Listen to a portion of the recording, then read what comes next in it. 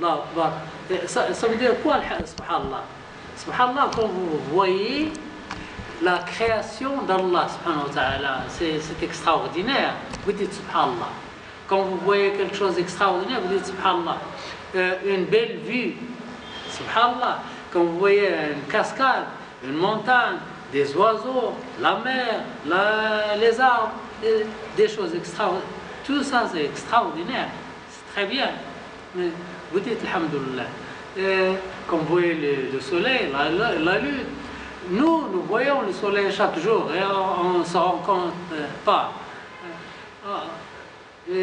Qui parmi nous regarde le soleil et dit tiens, le soleil c'est 140 millions, il est très loin, 140 millions de kilomètres, et c'est 6000 degrés sur l'écorce, 6000 degrés sur la surface, mais à l'intérieur c'est plus, et c'est 1 million de fois de terre.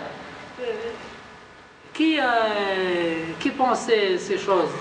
On regarde le soleil, il y a le soleil dans le ciel, c'est normal.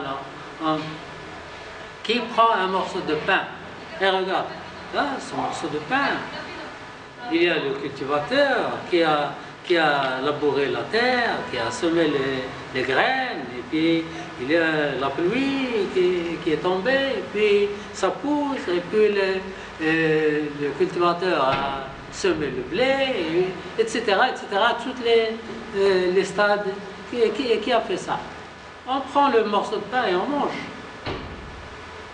C'est une fois quand vous pensez à ça, vous dites subhanallah, oui. Une fois on étudiait l'atmosphère à la fac. Oui. Le soleil, il y a des rayons infrarouges. Oui. Donc on est défendu par la couche d'ozone. Oui. Oui. Mais si on voit vraiment ces rayons, oui. Si seulement un seul, la plus grande partie est protégée par la couche d'ozone. Oui. Et dernièrement, on voit le changement climatique qui se produit dans le monde et il y a des rayons qui pénètrent. Oui. Et ces rayons, vraiment, les catastrophes qui sont en train de produire, oui. C'est vraiment avec une grande force. Oui, c'est là où il y a l'ozone qui est troué, c'est le problème de ces rayons qui s'infiltrent par ces trous dans l'ozone. Oui. Oui. Subhanallah. C'est la création d'Allah. Allah dit, voilà ma création. Alors montrez-moi la création des autres dieux que les gens adorent. Vous savez, il y a une vidéo qui circule des hindous qui ont visité le Bahreïn. Des hindous qui ont visité le Bahreïn et les gens de Bahreïn l'ont invité, ils étaient contents de les recevoir, ils ont donné à manger. Et lorsqu'ils ont fini de manger, ils ont constaté qu'ils ont mangé de la viande de la vache. Ils ont mangé leur Dieu. Alors ils étaient en colère, ils ont cassé les assiettes, les tables, les vitres, et ils ont frappé les gens. Et pourquoi? Parce qu'ils ont donné à manger leur Dieu. Ils ont mangé leur Dieu. Alhamdulillah, nous sommes musulmans, nous adorons le créateur de la vache, le créateur de toutes les créatures. Donc la vache, c'est leur Dieu, la vache. Oui, oui. Comment imaginer quelqu'un qui va travailler péniblement pour recevoir de l'argent et puis il va acheter l'herbe pour donner à manger à son Dieu. C'est... Leur Dieu, la vache là, elle ne cultive pas. Elles ne font pas la culture. Qui? Les vaches. Non. Ah bon? Non, ils adoptent. Ils ont les vaches qui circulent dans les rues. Ils leur donnent à manger.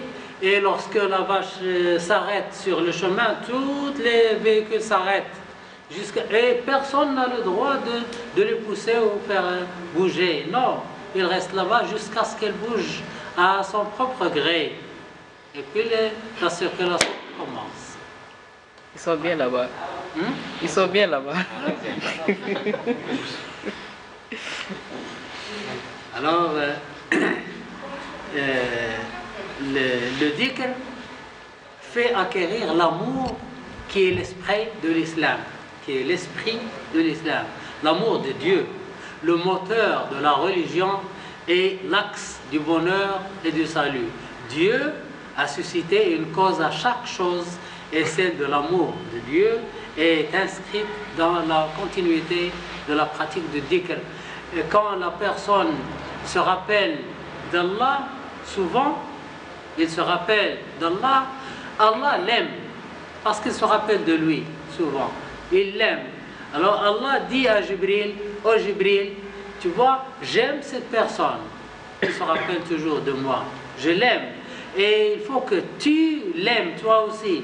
Alors Jibril l'aime, aime cette personne.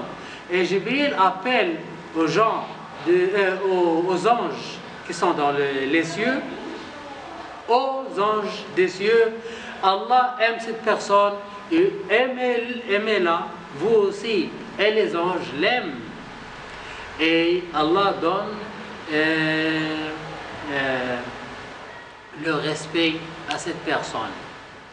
Cette personne circule dans la rue et les gens le regardent avec respect parce que Allah l'aime et lui donne le respect.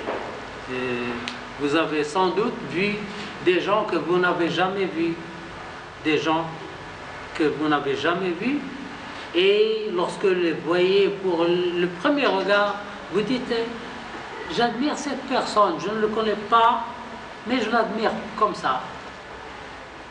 C'est Allah subhanahu wa ta'ala qui donne le respect à cette personne. À cause de dhikr. À cause de dhikr. Alors dhikr fait illuminer le visage et il fait donner ou revêtir de respect.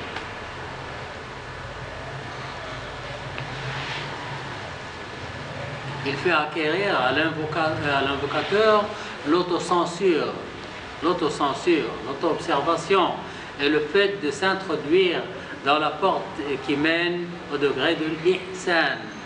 L'ihsan, la perfection. Imaginez quelqu'un qui se rappelle toujours de Dieu.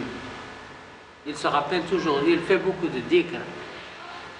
Est-ce que c'est normal de se rappeler toujours d'Allah et de voler, et de mentir, et de faire des injustices?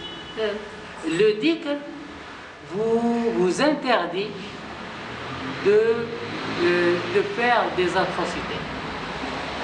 Rien que le dhikr. Ça ne va pas.